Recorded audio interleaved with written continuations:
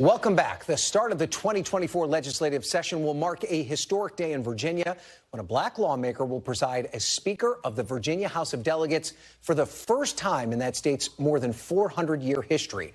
Earlier this month, Delegate Don Scott was elected by his Democratic Party colleagues to lead them in the House after Democrats flipped control of the state House and retained control of the state Senate in last month's elections. Of course, that party vote won't be official until the General Assembly is sworn in on January 10th, but my next guest feels pretty confident about it. He's the Virginia delegate and Speaker-designee Don Scott. He joins me now to talk more about what's ahead. Speaker-designee, first of all, congratulations on your post and the victories that you guys had in this last election cycle. I'm, of course, a former Virginia State House reporter, so it's exciting to talk to you.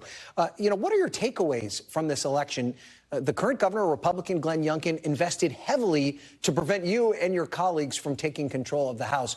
What do you think voters had to say about this election? First of all, thank you, Ryan, and I appreciate you having covered Virginia. You understand how difficult it is in Virginia to win when the governor's in office. He has the power. He has the power of the pen and the budget and the bully pulpit. And I think what the Virginia voters told the governor was that we want you to focus on Virginia because he has some other aspirations, some other ambitions outside of the state. And he told them, hey, come back home and focus. And I think Virginia voters said, listen, we care about protecting women's reproductive health care. We care about preventing gun violence. We care about making sure that every voter has the right to exercise their sacred franchise. And we want to make sure that we do everything in our power to make sure that every hard worker in Virginia is rewarded for their hard work with the dignity of having equal pay for women and a minimum wage to be able to take care of their families. Now, what does it mean, do you think, for other black Virginians to see someone like you in a position like this? I covered Doug Wilder, who was, of course, the first black governor in Virginia, and he often talked to me about the importance of having African Americans in positions like this. Talk to me about the weight of that responsibility for your fellow black Virginians. Well, actually, I'm very, very happy to be in this role. I'm grateful. My faith has gotten me here. My family's support has gotten me here. I had the opportunity to have breakfast with Governor Wilder just last week.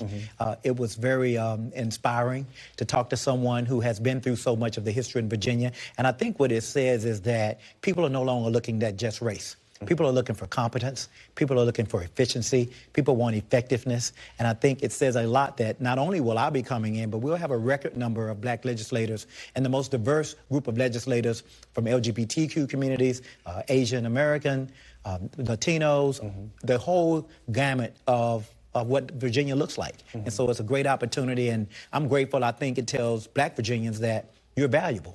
Your voice is heard. This is the former capital of the Confederacy, and now for the first time in the 405-year history of the Commonwealth of Virginia, it will be a black man wielding the gavel in the House, in the People's House. Right.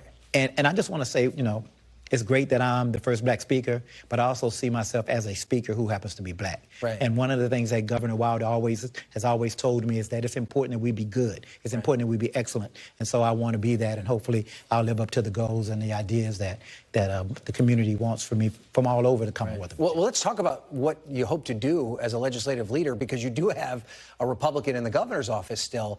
What are areas where you can work with Governor Youngkin to try and get something done over the next 2 years? Well, I think there are several issues that we can work on. And I think the governor has already signaled that he's ready to reset and ready to work with us. Mental health reform, dealing with the opioid crisis, making sure that we do things to make sure that we make our mental health care system more accessible and more robust.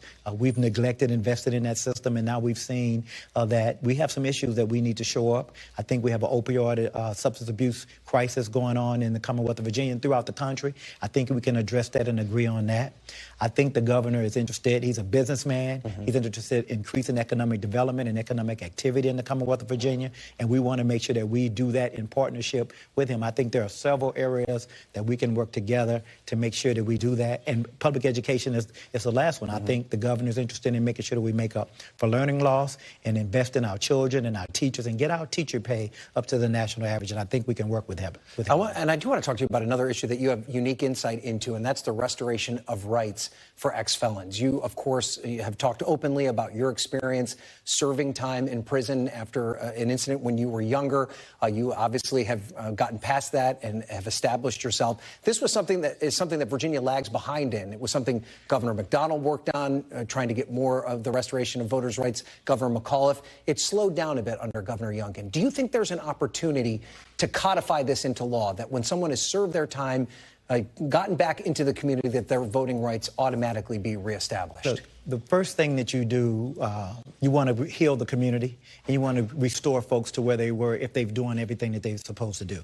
And I think Governor McDonnell believed in that, Governor McAuliffe believed in that, Governor Northam believed in that, and unfortunately, Governor Youngkin has decided to slow everything down a bit and take us a little backwards. I think he has the opportunity to step up and take advantage of this historic opportunity and restore rights. And if he doesn't, we introduce a constitutional amendment to take it away from the governor. Virginia is one of the few states that permanently disenfranchise folks. It's a vestige of old Jim Crow. It's a vestige of the flesh, the response to Reconstruction. And the governor has a chance to move the Commonwealth of Virginia forward, and we want to help him. All right. Well, thank you. We appreciate you being here, Mr. Speaker. Thank you so much. Thanks for watching. Stay updated about breaking news and top stories on the NBC News app or follow us on social media.